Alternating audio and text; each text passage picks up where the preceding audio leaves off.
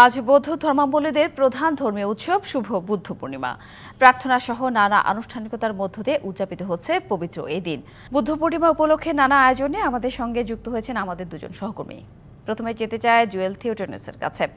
জুয়েল, আপনি তো জাতীয় জাদুঘরের সামনে বৌদ্ধ সাংস্কৃতিক পরিষদ শোভাযাত্রার আয়োজনে আছেন, তো আয়োজন কি শুরু হয়েছে কিনা আর শোভাযাত্রা সম্পর্কে বিস্তারিত জানতে চাই।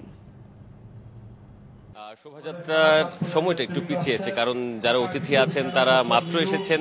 এটি সকাল ৯টায় শুরু হওয়ার কথা ছিল।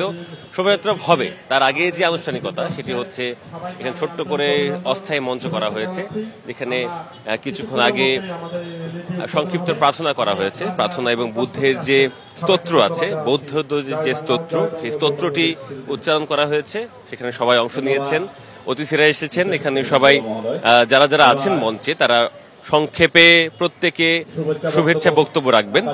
এরপরে হচ্ছে শোভাযাত্রা হবে, এটি বর্ণিল শোভাযাত্রা বুদ্ধ পতাকা সহ।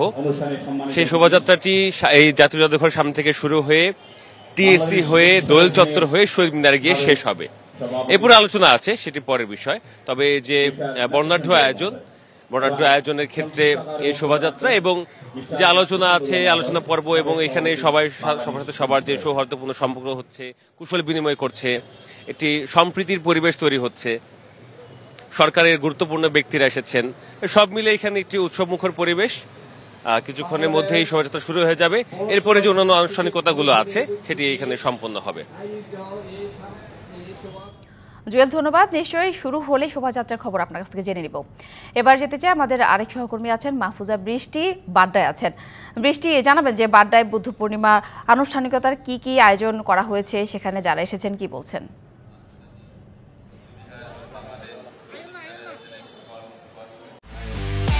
একমাত্র ওয়ালটন এসি দিচ্ছে 1 বছরের রিপ্লেসমেন্ট গ্যারান্টি এবং কম্প্রেসারের 10 বছরের গ্যারান্টি। ধন্যবাদ সাথী। বৌদ্ধ পূর্ণিমা কিংবা বৈশাখী পূর্ণিমা যেভাবেই বলেন না কেন, বৌদ্ধ ধর্মাবলম্বীদের জন্য কিন্তু আজকের এই দিনটির গুরুত্ব কিন্তু বেশি গুরুত্বপূর্ণ দিন হিসেবে তারা এটাকে উদযাপিত করেন, পালিত করেন। আজকে 10টা থেকে এই বৌদ্ধ বিহার মন্দিরে বাড্ডাতে বিভিন্ন আনুষ্ঠানিকতার আয়োজন রেখেছে। যদি একটু আপনাকে দেখানোর চেষ্টা করি, সেই জায়গাতে সকাল থেকেই কিন্তু যে যার সময় মতো বৌদ্ধ ধর্মাবলম্বী যারা আছেন তারা কিন্তু এখানে এসে মোমবাতি প্রজ্বলন করছেন, প্রদীপ প্রজ্বলন করছেন, কেউ বা প্রার্থনা করছেন তাদের বুদ্ধের কাছে, গৌতম বুদ্ধের কাছে, যে তারা যেন তার মতোই, গৌতম বুদ্ধের মতো জ্ঞান আহরণ করতে পারে। যদি একটু বলে রাখি যে আজকের এই দিনের এত বেশি গুরুত্ব কেন, কারণ গৌতম বুদ্ধ কিন্তু একই দিনে এই দিনে জন্মগ্রহণ করেছিলেন, এই দিনেই তিনি জ্ঞান অর্জন করেছিলেন, আবার এই একই দিনেই কিন্তু তিনি পরলোক গমন করেছিলেন অথবা পৃথিবী থেকে বিদায় নিয়েছিলেন।